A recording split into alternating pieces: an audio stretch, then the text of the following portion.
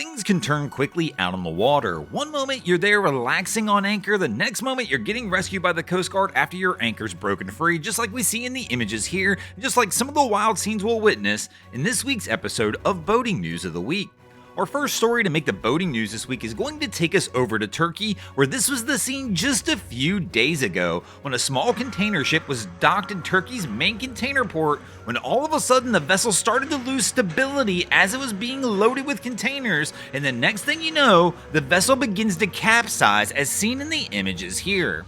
Images show crew on deck trying to take cover or hang on as the vessel begins to go over. The vessel seen in the images is the Amna, and it was loading containers at the port in Istanbul when it began to list toward the dock and eventually rolled over on its side. The incidents reported to have occurred at approximately 4 a.m. at the port.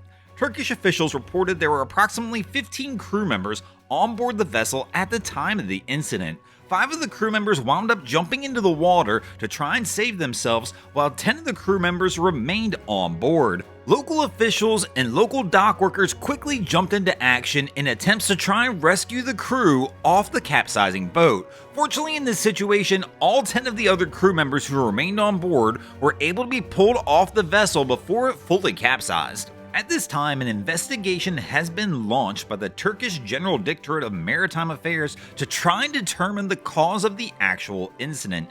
At this time, initial reports suggest that the incident's a result of improper loading and or possibly inadequate ballast management. The Turkish General Directorate of Maritime Affairs did release an official statement stating that all 15 crew members who were on board the vessel at the time of the incident had been evacuated from the capsized vessel. It added that the risk of sea pollution was contained using a floating barrier and rescue operations are underway under the Port Authority's coordination. This really is a wild scene to watch, especially to happen right here at port. One of the questions I ask myself all the time, in this situation, what would you do? Would you have been one of the 5 people who jumped overboard, or would you have stayed on the vessel? Let me know in the comments below. It definitely seems like it might be a good idea to try and get off a vessel that's capsizing versus trying to stay on, but let me know your thoughts. Our next story to make the boating news this week is going to take us over to Brazil, where this was the scene just a little over a week ago in the city of Marica, approximately 37 miles east of Rio de Janeiro,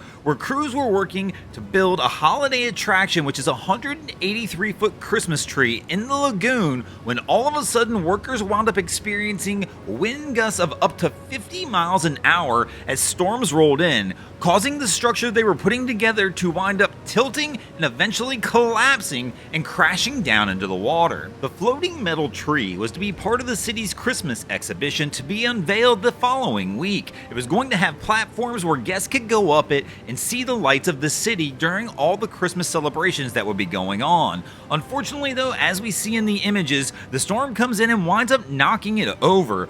Unfortunately, at the time of the incident, there were 3 people on board this vessel. Crews you'll see here in a few moments begin scrambling down the piers and docks to attempt to rescue the 3 people who were on board. 2 of the people who were on board are pulled off and taken to the hospital with non-life-threatening injuries and are eventually recovered. Unfortunately, one of the others who was on board does wind up suffering a casualty. Due to the tragic circumstances around the tree falling, the mayor of the city said they would not be resurrecting the tree this year.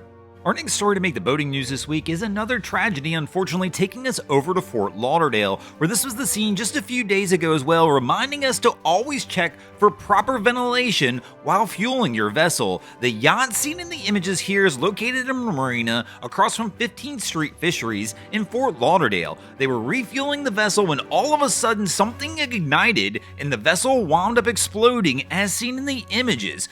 At this time, an investigation is underway to try and determine the cause of the incident, but this serves as a reminder: if you're refueling and you ever smell gas at all, don't try and start the boat, and whatever you do, make sure all your proper ventilation systems are working and try and ventilate the engine compartment as much as you can. Thoughts and prayers go out to everybody involved in this incident. Thanks for watching, crew. Hope you enjoyed this week's episode of Boating News of the Week. If you ever see anything crazy happening on your waterways, be sure to hit us up on Facebook or Instagram and let us know, and you might see your stories over here. And if you guys haven't already, go ahead and drop an anchor on the subscribe button.